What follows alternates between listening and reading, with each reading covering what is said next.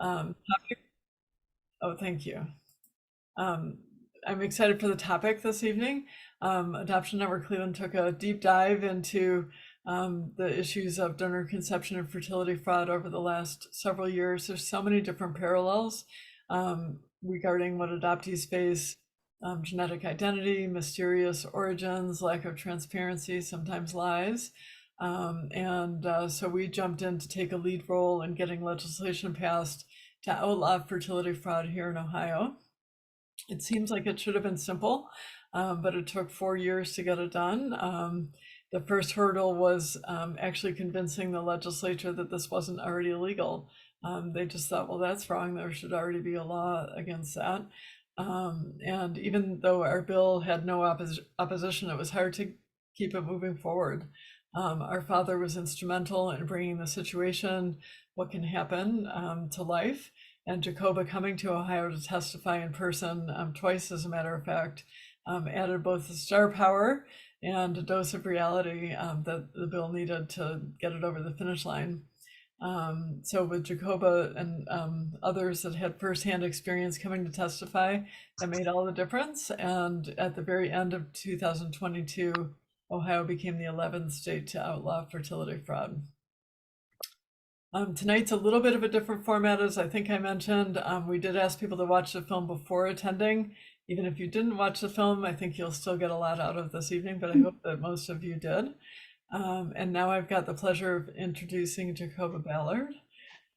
Jacoba grew up knowing that she was donor conceived. As an adult, Jacoba did DNA testing to learn more about her background, and she was shocked to find out that what seemed like an endless stream of half siblings were coming forward.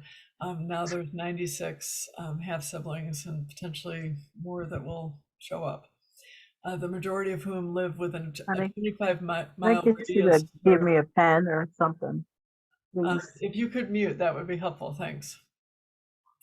The majority of the siblings live within a 25-mile radius of her in Indianapolis, Indiana, and they were all born in the 1970s and 1980s. The common thread was the former fertility doctor, Donald Cline, who you probably got a hefty dose of if you watched the movie. My father features interviews with victims, follows the siblings both as they learn about each other and also as they seek justice. Jacoba plays herself in the movie. And with that, I will turn it over to Jacoba. Thank you for having me tonight. I'm honored, honestly. Most people probably got to watch the movie. Goodness, what to say about me? So I want to say, like, I was an early discovery. I feel like, and my mom and I had to talk about this before she passed away. She told me at age 10.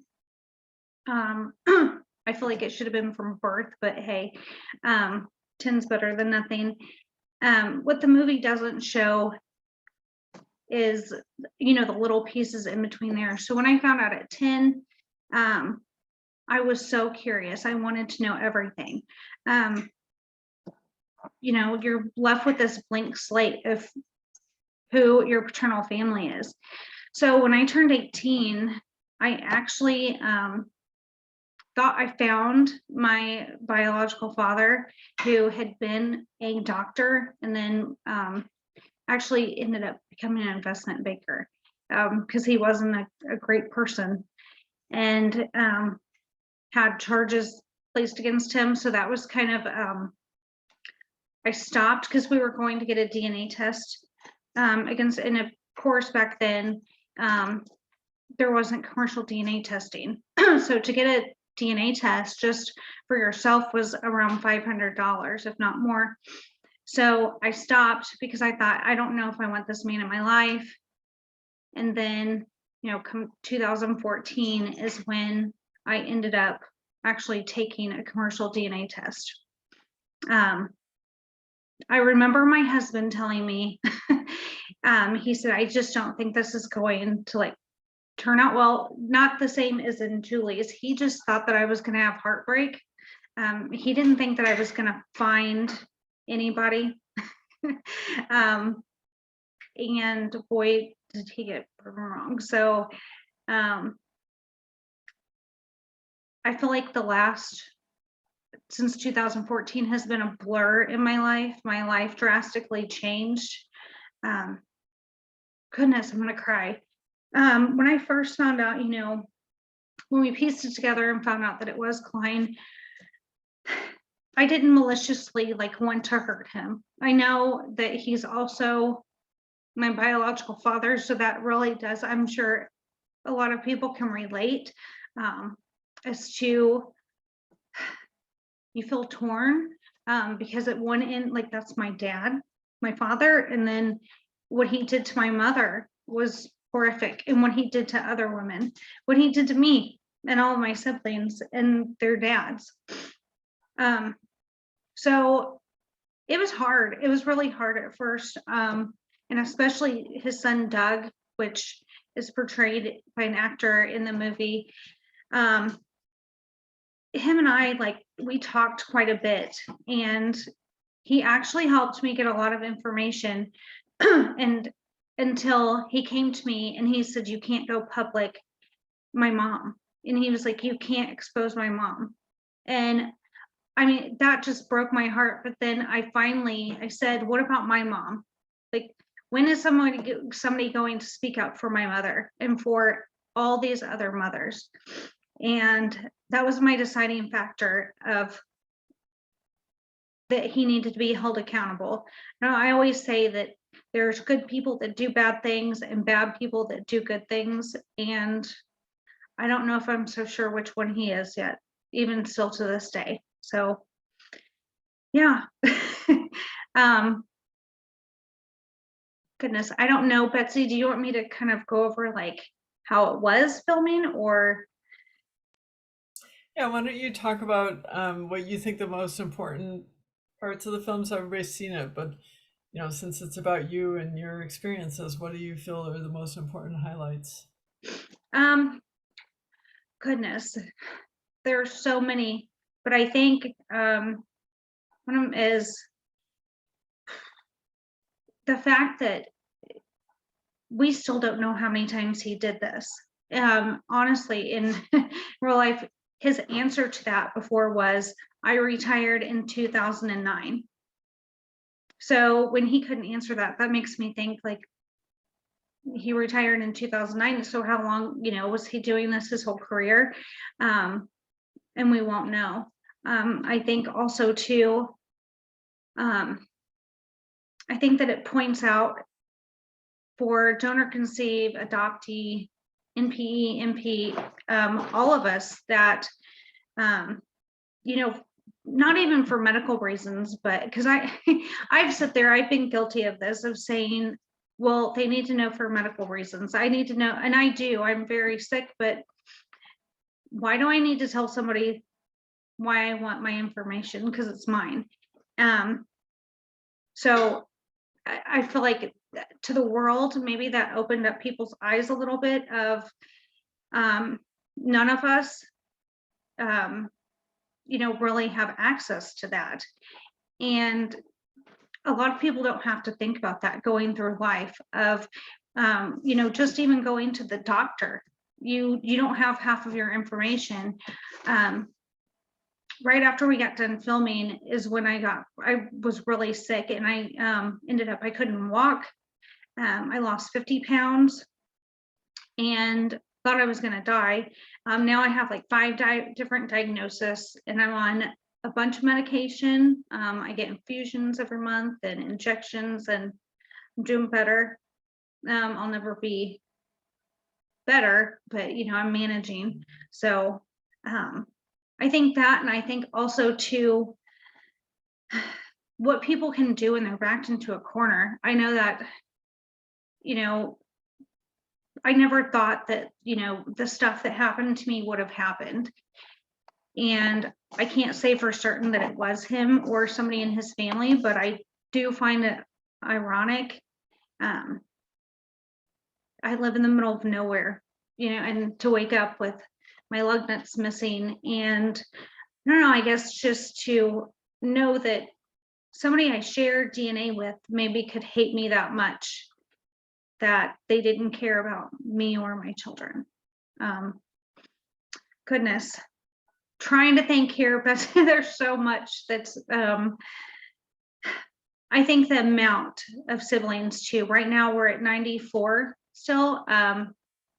There have been a few siblings, because the documentary had it wrong. It was actually 87 at the end, and then we're now at 94. And there's a couple siblings whose other siblings have not tested, but their parents also went to Cline. So we're not counting them, but I'm sure if they ever do decide to DNA test, that they'll probably be a match. For the most part, there's not one sibling that their parents, because he would mark the charts with an asterisk. So unless the parents went to a different doctor, the siblings that I have with the others, they're full siblings. And I think too, another thing about it is bringing awareness to, like Betsy said, Ohio being the 11th state at the end of the year. I don't think many people realize that this is not a crime. Well, in most places now, except for the 11 states. That's the same thing that happened in Indiana. We were,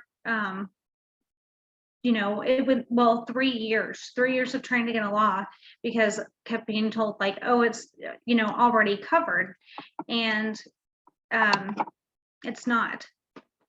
And I think that's another thing too, with like the prosecutor, you see in the documentary, that all happened. I did tell him I was going to spit on him. I was getting so frustrated, and we're sitting there and he's telling me, that he can't be prosecuted for what he did. And I'm going through and I'm like, what about battery, assault, rape, and every single thing he had an answer to it. And then, but to battery. And I said, but if I spit on you, I would, and he said, yeah. And I said, well, no. And I said, what? I was so mad. I told him, I said, well, what if I do spit on you? I said, I won't go to, and he said, yes, you will. And I said, no, because I just have a cough. I was like, you're pissing me off that bad, but I don't know. And it all turned out the way it was supposed to. And I fully believe that, because with this documentary, it's helped get laws passed. It's brought awareness, and it has brought awareness to not only fertility fraud, but donor conceived, adoptees, said MP, and even rape and assault. I've had a lot of people reach out to me that have also went through that as well. So I think that it's brought up a bunch of topics that a lot of people don't want to talk about, and it's kind of given that outlet.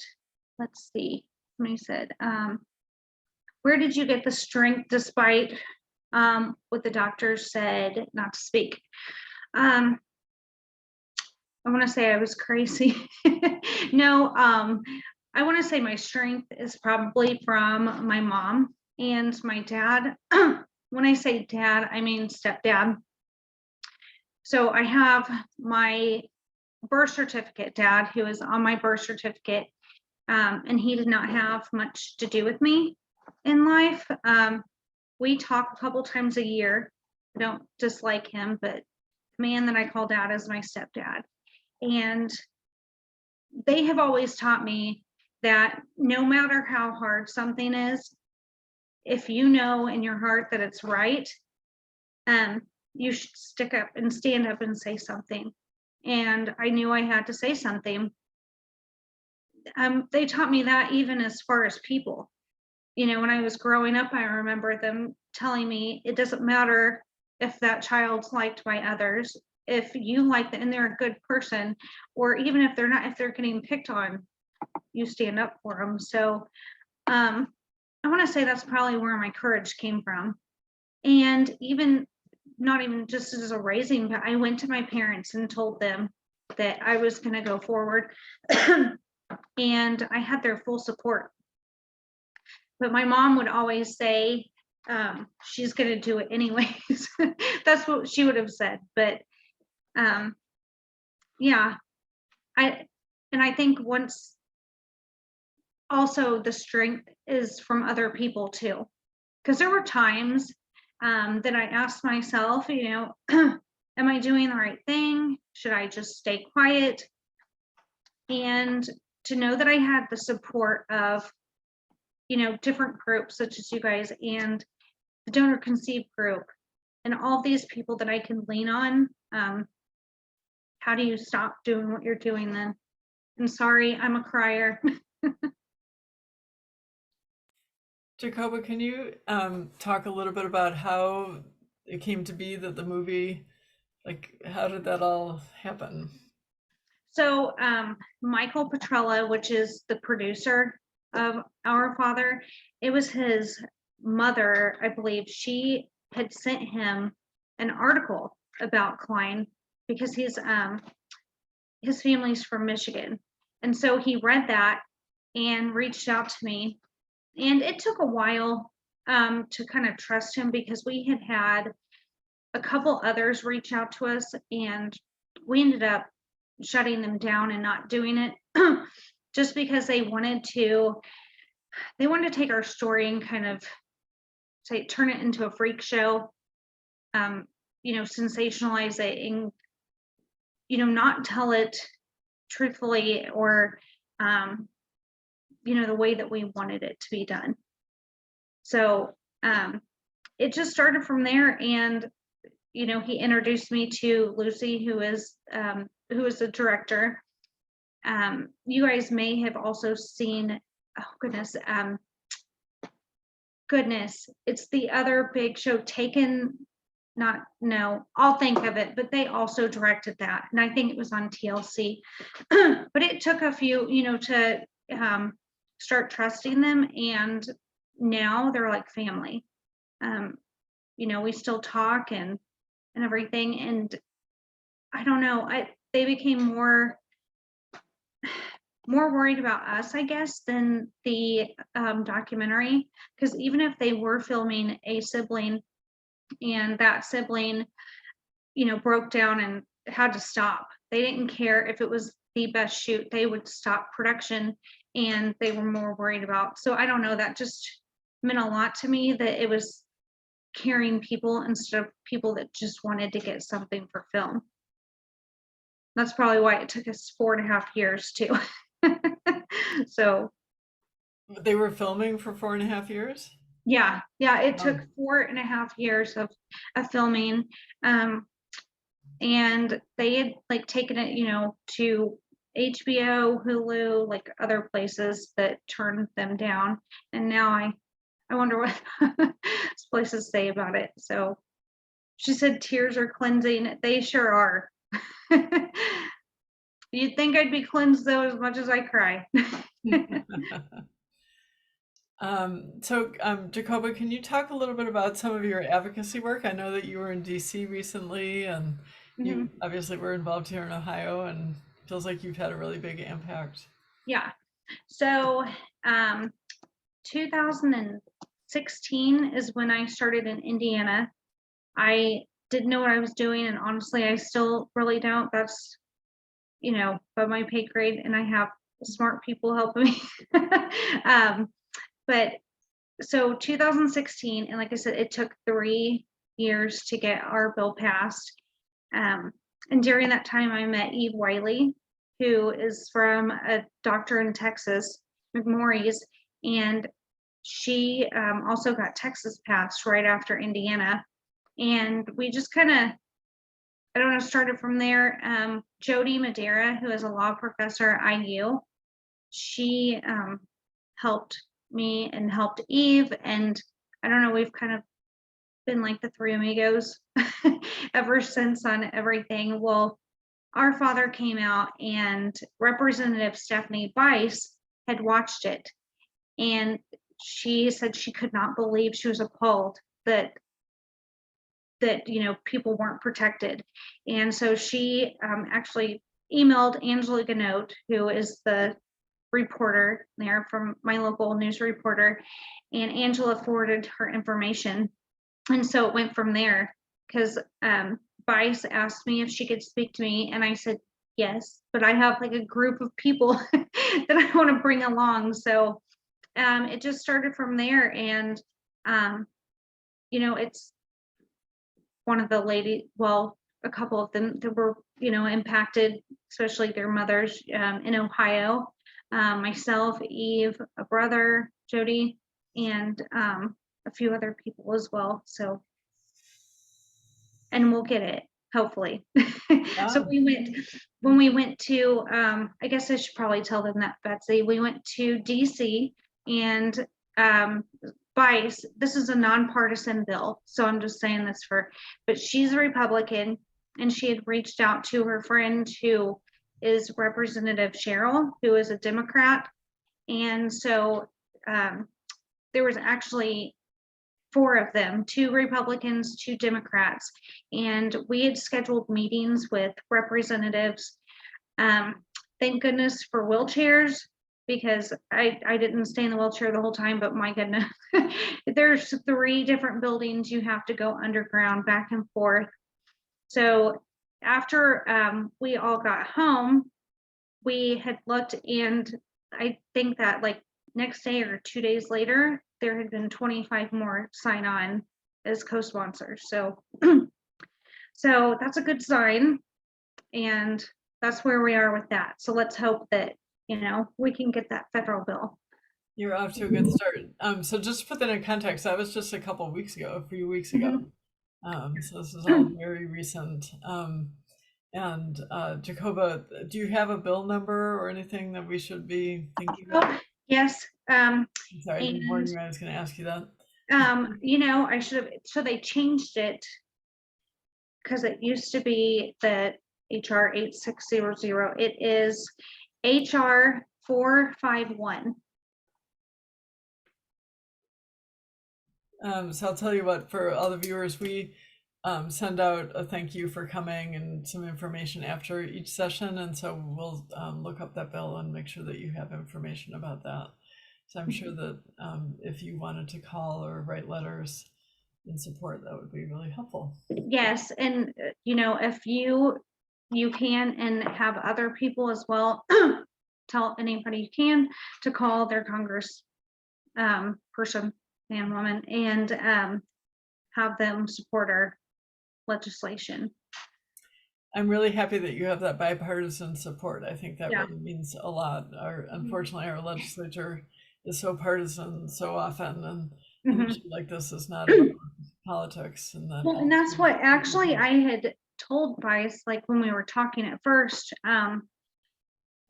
that, and most people I don't understand why, but it's government. They want to take issues and make them, but this isn't an issue. This is a human rights issue, just a people issue, not one side or the other. This is to protect all people. So, I don't know. I feel like I have been blessed in the last 6 months with being able to come to Ohio and speak, and then, to see that law get passed, and then now DC. So I don't know, it's been amazing. And I think that's the most fulfilling that's come out of this documentary, is seeing everything that has, since the documentary, and brought awareness, and to be there to witness that. I hope you find that healing. I know for me, a lot of the advocacy initiatives I've been involved in the adoption world have been very healing for me, in a really great way to feel like I'm making a difference, and it makes a difference for me personally. It does. Of course, we all have I feel like I want to call them bad days, but or moments. But yeah, it is. It's like when you have those little bad days. Sorry about that noise. My cat, I have a 16 or 14-week-old cat, and she was climbing the window. Sorry. But no, the bad moments that you have, and you sit there and think to yourself, like, what is my purpose? And then you get to see stuff like this happen in real time and be a part of it. That's, at least for me, I can sit back and say, like, this is my purpose. So it is, like you said, Betsy, it's healing. So. Good. We had one question, Jacoba, from the audience during pre-registration about what would you say are the biggest impacts on you growing up as a donor conceived person? You've touched on some of the answers maybe, but could you talk about that? So, at first I didn't realize like why my dad, birth certificate dad, I use those in context so people know which man I'm talking about.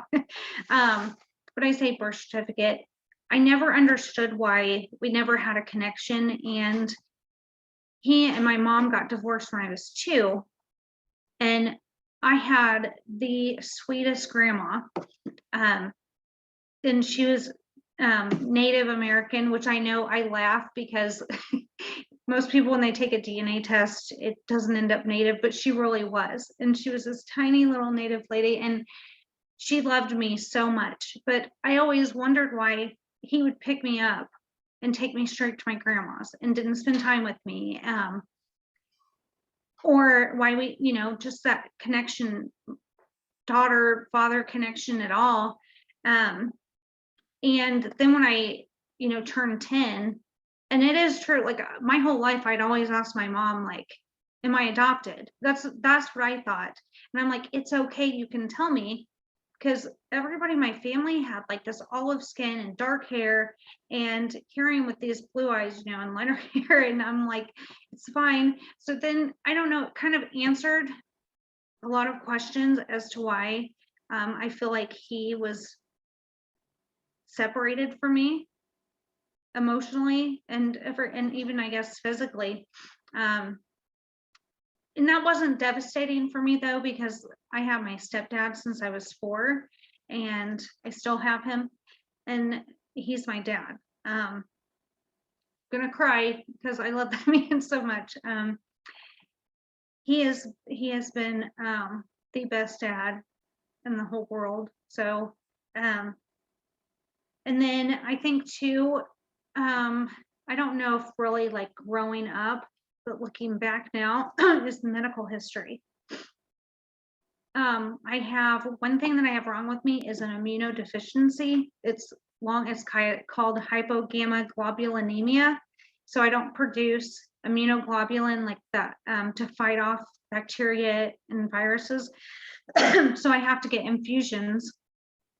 And I was sick all the time as a kid. Like I was always getting pneumonia and stuff like that. And, I think back now, had my, medical history been correct, maybe that could have, helped with at least some of what I know now. Thanks for sharing that. I didn't know the It's so long. do some of the siblings through Dr. Cline also have that, or is that something that you think? Well, I don't know about that, but others, like we all have, well, I don't want to say all, but most have like an autoimmune disease. And then there's one that's a genetic autoimmune disease, which I also have. It's called ankylosing spondylitis. And so there's a lot of us that have that. Yeah, I'm like the genetic autoimmune and then autoimmune diseases. Mm-hmm. And the only reason why we knew that he had rheumatoid arthritis is from one of my sisters, Allie, her dad. He was, he just retired like last year as a pulmonologist, but they were colleagues, and he didn't even know. I mean, him and his wife went to Cline. They were the family that was in the documentary. If you saw at the end, my sister that also went to Cline, not knowing that he was her biological father. So, but that he's the only reason, her dad, Mr. Farber, is the only reason why we know what we know about the rheumatoid arthritis. Mm-hmm. If it wasn't for that, we still wouldn't know.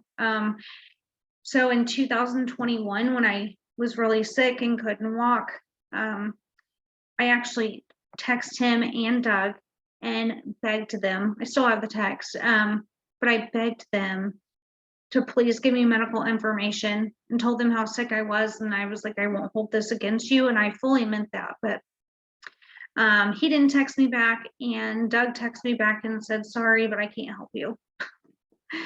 So I don't know.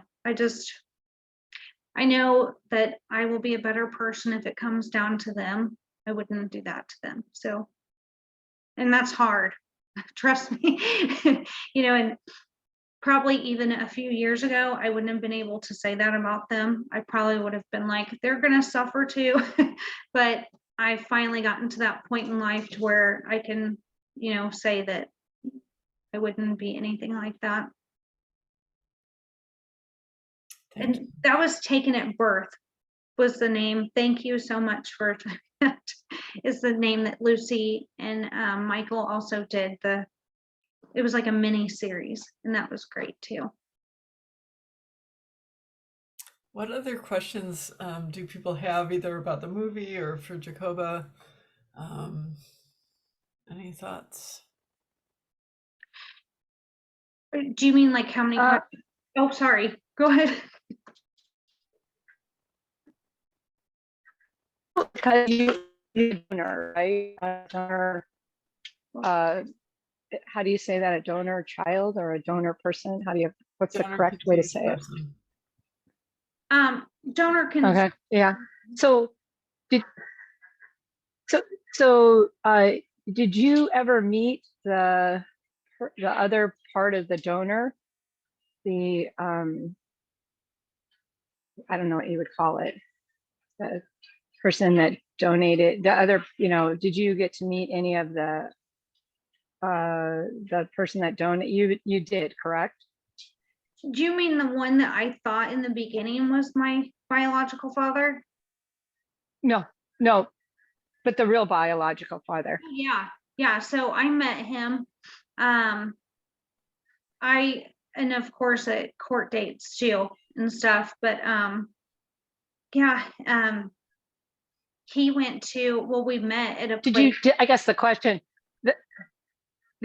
is, do you feel like you were, because when I met my birth dad, I was like him, I had the same mannerism. I was an extrovert. I talked to everybody in the restaurant like him. I was a super addictive personality. He was an alcoholic, gambler, womanizer. So did you see yourself in him, or that's the question? Parts of me, I did. Okay. As far as like, but I mean, I feel like so many people like religion, you know what I mean? You can say, oh, well, I'm a Christian too. There's, that's the predominant religion in America. So, but what was weird is where we met, the restaurant's called Almost Home. And I went to order my food and he was like, oh, well, that's what I get here. That's my favorite. And I don't know why, but my stomach turned and I just thought, well, I need to find something else now. Because so yours wasn't like a good reunion where you, like for me, I had a horrible reunion with my birth mom's family. She didn't tell anybody. So my sister asked me who the hell I thought I was. Right. And I drank after that. It was just traumatic. But meeting my birth dad, it was really healing because he was so proud of me for being sober. And, I don't know. So I just didn't know if there was any healing or any good that came out of it, or it just doesn't sound good. Susan, can I ask, did you watch the film before this evening? I didn't. Okay. I'm sorry. Yeah, because the film goes into Susan. detail. It was a pretty difficult situation. Okay. But I do want to say about that, I mean, I guess it was neither. I mean, I guess I just had more high hopes that he was going to tell the truth, and he didn't. What it doesn't show is, though, even after that, like before we left, I got up and gave him a hug, and it didn't show that in the documentary. Even as much as he made me mad and hurt me and continued to lie. But I don't know, I guess that's like, here, I'm gonna cry. I guess that's just the type of person I am. I kind of, I feel like I gave him more chances than not to come clean. And then once I knew he wasn't going to, that's when, you know, it was like, what about my mom? So. Oh, are you close with any donor conceived siblings? Yes, I am. Goodness. I mean, of course, there's so many of us. You're not going to be close to everybody. Last year I like went on vacation with one of my siblings. And I talked to like, oh, I don't know. I want to say like a handful of them, like every day, every other day.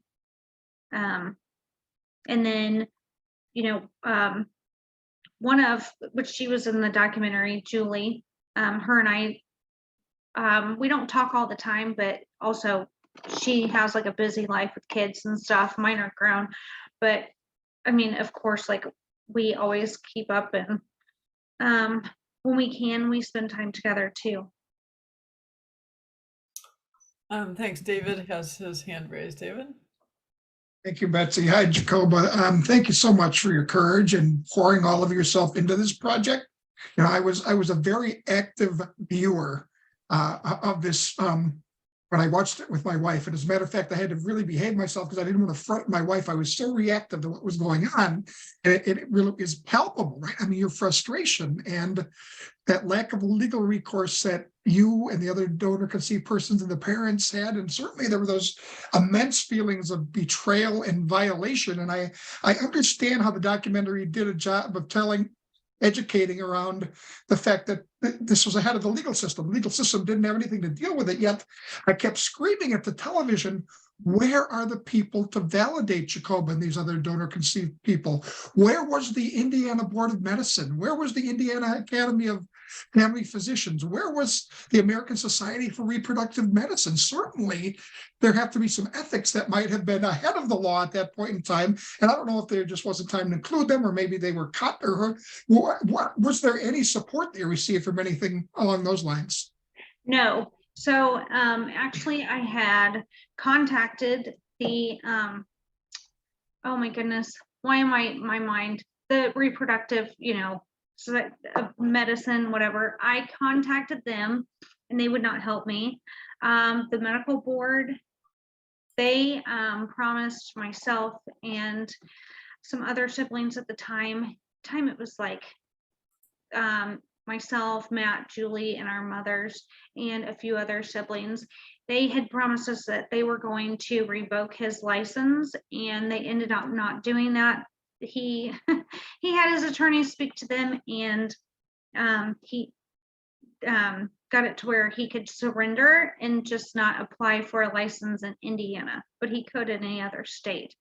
So I'm not glad that you know, notice that, but I am glad you noticed that, because that's how, you know, times 1,000 of how we felt going through this, because we didn't have the support. I mean, we would call and all you would get is, there's nothing I can do to help you. So. Thank you. Eliza? You're on mute. There. You go. Jacoba and everybody, thank you so much. I mean, the stories are endless, fascinating. And what's amazing is the vast differences and then the striking similarities. And there's nothing more important than the support of everybody together. Just to give you a slight bit of background, because it'll set up the question. My biological father left my mom when she was 6 months pregnant. And then when I was 4, I was adopted by her next husband, whom I consider to be my dad. Mm-hmm. My mom didn't want me to have anything to do with my biological father. She thought nothing of it. She would say, you see the guppies in the tank, you know, they eat their young. It's not a father, it's just a seed, you know. And my curiosity about him developed when I had children myself, of course. And now my daughter and her wife have 2 kids.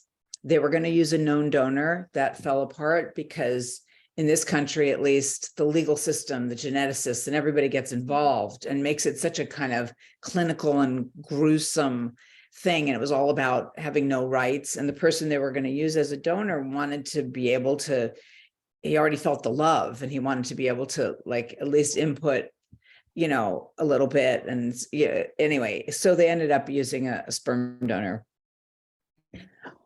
for both of their kids. So it's each girl has, it's their egg. Mhm. So they have two kids who it's as close as they could come, you know, to having kids together. So Yeah. it's the same donor, but then the two girls each have, you know, and they love these kids. We love the kids so much. I'm concerned when the girls grow up, you know, I already have all the books. Here's my family tree with my donor and all that. I'm concerned that no one, because in my family, no one understands how I feel. And I'm really concerned that the girls, when they find out, because my daughter and her wife are going to tell them as soon as they possibly can. I'm really hearing you when you said 10 was old already. I'm concerned that the anger they may feel, and of course they made sure to use a donor who was willing to be contacted, you know, the anger that they may feel and the lack of understanding. The only people who understand what they're going through, that blank space where you don't know about yourself, is you guys Mhm. and this community and me a little bit, but not anybody else in the family. But I wonder if you ever felt, any of you, but Jacoba, if you ever felt the feeling of almost wishing, this is a heavy question, that you weren't even here. You know, because of that missing piece. And also in your case, Mhm. can it go that far, the despair? You see what I'm saying? Mhm. So there were times that I did go through, you know, wishing that I wasn't even here. Even before, like, I knew that it was Cline, because I Right. did have that like missing piece, but I don't think that that lasted long. You know, that feeling. And then I think more so too, like I said, when I found out that it was, you know, Cline, I also went through that, like, what is my purpose here? And then I don't know, it seems like everything in life though, I'll feel that way, and it's like something happens and it's like there's a reason why I'm here. And I mean, it's not something like huge and profound. I mean, it may be one of my siblings calling me and, you know, having a bad day. That happens sometimes. And it's like, I'm glad to be able to be the one that can answer her phone and, you know, talk for hours and understand. So, but I mean, I think that your daughters, like, I think that one, them being in a same-sex relationship, it's harder to hide that, you know? And I always see that, like, those relationships are more open with their children than, you know, man and woman, like, and everything, because they can kind of hide it. I don't know. I mean, you just gotta do the best that you can and love your children. And when they do have those questions, you know, be honest and try to help as much as possible. That's what my mom did. And, you know, of course, hindsight's 2020. And that's what she'd always say, is she wished she would have known what she did when, you know, I was 10 and I'm asking all these questions. Because I remember her saying, I wish I could give you these answers. But even though she couldn't, it just meant, sorry, I'm gonna cry.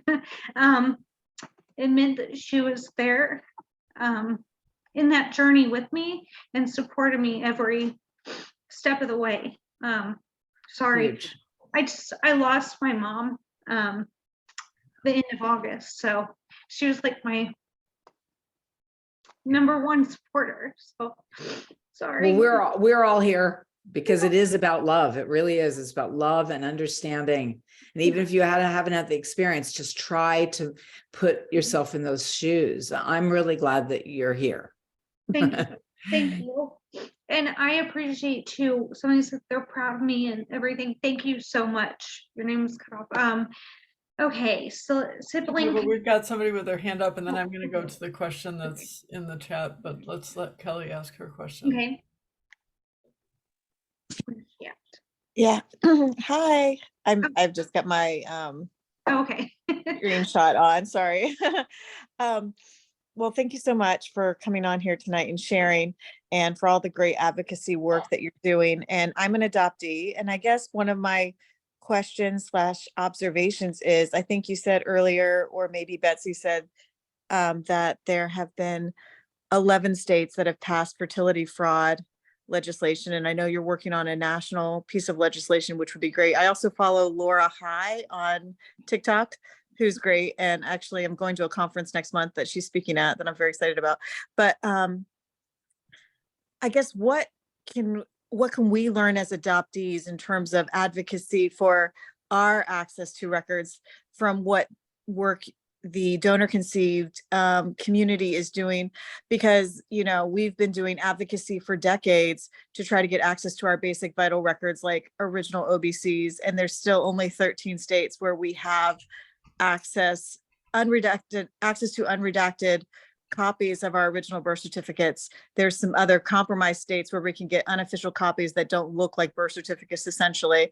But, you know, I feel like in a way we have a much longer way to go in the adoptee community than in terms of like the speed at which we're getting legislation passed. It seems to be much slower to me than the rate at which donor conceived people have been able to get legislation passed. And I'm just wondering, do you have any insight into why you think that is? Why is it? Because of documentaries like this, which was very powerful, obviously, but yeah, I just wish we could see a wave in the adoptee community as well, like a mobilization.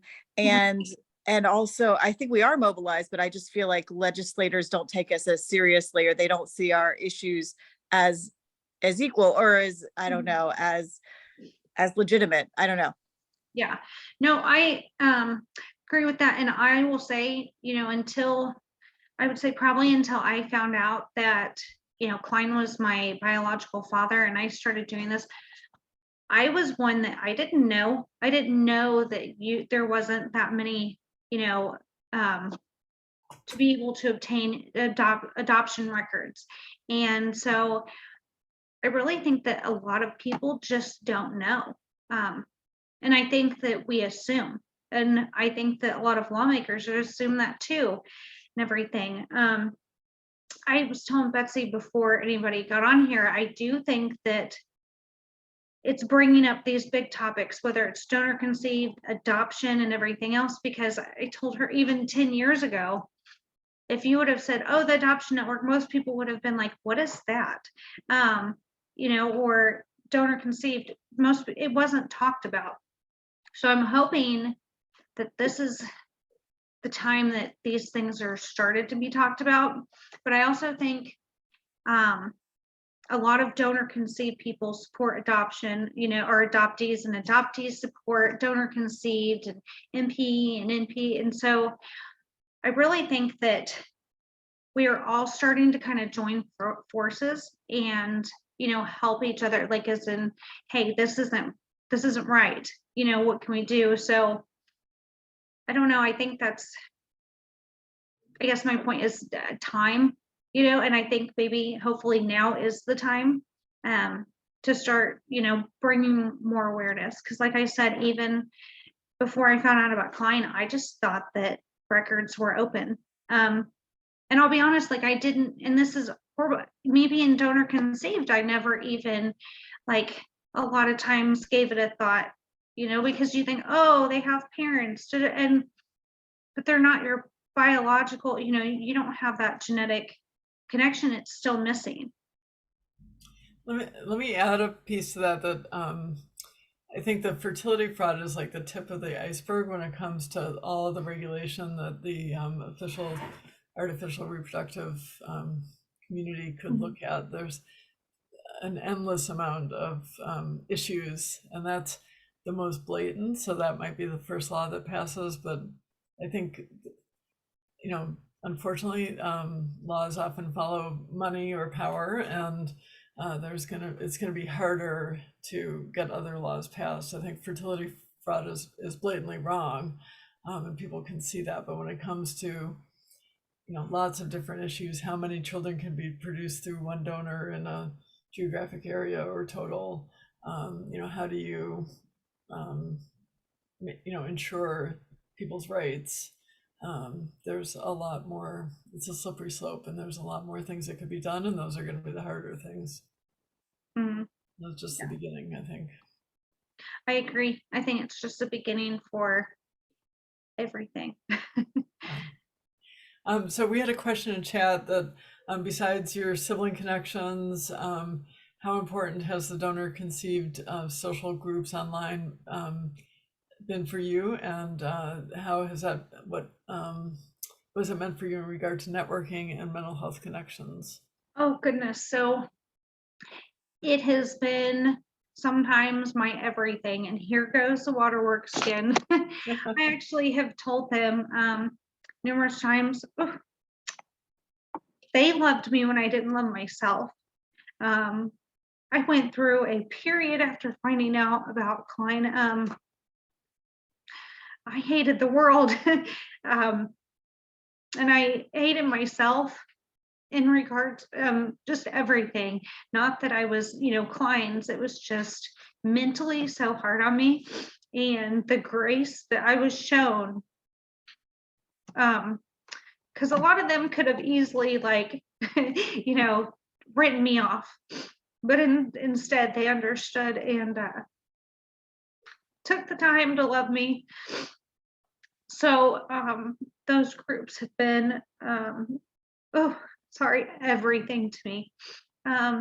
As far as mental health too, obviously, I mean, they're not therapists or anything, but sometimes just talking it out with somebody, and it doesn't have to, be a mental health professional, is good for your soul. And so I've had numerous phone calls with, within the community and stuff, and they carried me through for sure.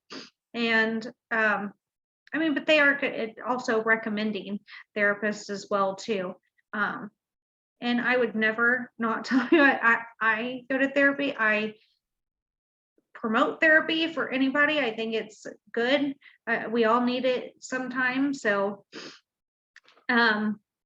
and even then, like as far as therapy, a lot of people, unless they go, they don't realize there's different kinds of therapists too. So not everybody is well versed in, donor conception, fertility fraud, or adoptee, or any of that. So, but yeah, so but anyways, back to that, Alicia, it has been, like I said, carried me through an amazing community. We have a question, Jacoba, about national organization on these issues.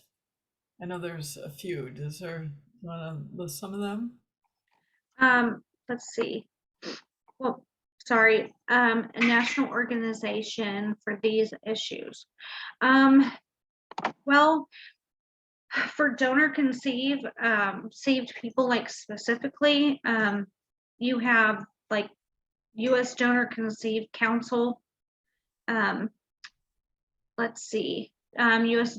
Donor Conceived Community, and I don't know, I really like them. And her, she has like work groups for donor conceived people, and then she'll have it also for parents or intended parents that aren't parents yet but intended to become one, to come on there and like speak with donor conceived people to try to find out like how to minimize trauma and what they can do, like best practices and stuff. And I know I'm probably forgetting some, but yeah, that's. Yeah, there's also some good Facebook groups. So there's a few Facebook groups that are for the donor conceived community as well as the adoption community. I know Jacoba used the abbreviation NPE several times, which is not parent expected. So when people do their DNA testing and grew up with who they thought was their parent, and then find out that genetically that isn't the case, that's an NPE or an MPE. But I can say that the U.S. Donor Conceived Council has a really great Facebook page with really good messaging. And so that's a good place to learn about the issue. And Jana Rupp now also, she's a therapist. She also has a lot of good content, especially like on her Instagram. And she specializes in that, and I want to also say in adoption as well for adoptees too. Somebody's recommending in the chat on the group, We Are Donor Conceived. Yeah, yes, absolutely. And that's the group I was talking about, that they loved me when I didn't love myself and could have easily probably told me to go pound sand, but they didn't, and they were good to me. So let's see, 4.5 years. I was reading this a more relevant story. I think there's some other comments, but I think we got most of the questions, and we're just about at time. Jacoba, is there anything else that you would like to make sure that the audience here tonight knows? One, thank you for watching and, supporting. I say all of us because it's not just me. There have been 60 something doctors that we know of that have done this. Not all of these cases obviously are public. Some are private, whether that's due to like a non-disclosure or whatever. And I'm sure we'll hear of more, everything. But I want to thank you guys also too for putting in the emotional labor that you guys do for adoptees. Because like I said, before Cline, like I wouldn't have given it another thought, but now, I tell people a lot, like our lives are so parallel with a lot of the issues and everything. So, just keep fighting and everything for yourselves, because you deserve your, history and your, adoption records that are not sealed, and you deserve all of that. And so don't give up. I know there's times that you want to, trust me. There's so many times I wanted to give up with myself, but I didn't, and don't, because eventually there will be that breakthrough. And if you ever want me to speak for you with your state, I will. I'll write a letter for you if it helps. I'll do anything I can to help you guys. Thank you. In closing, I did put a link in. Adoption Network Cleveland does have a support group monthly specifically for DNA discoveries or DNA surprises. And so that covers this and more. So you can check that out if you're interested in some follow-up. I'm also going to be putting in the chat here, we've got a short survey that we ask people to take just to give us some feedback about the program. Let us know your thoughts. If you have any requests for upcoming topics, this is a good place to put that as well. Thank you so much, Jacoba, for sharing so openly and just being so available and really giving yourself to this community. Thank you. Sorry for crying. No, it's all part of it. It makes it real. So as many of you know, Adoption Network Cleveland is a nonprofit organization. We're membership based, and we would invite all of you to join to help support our work if you're interested. We have lots of different programs, so you can check out our website, adoptionnetwork.org. We do have another program Monday evening in 2 weeks, but we do have support meetings every week, and you can check out those on our calendar on our website. Thank you so much. Thanks for coming. Good night. Bye. Good night.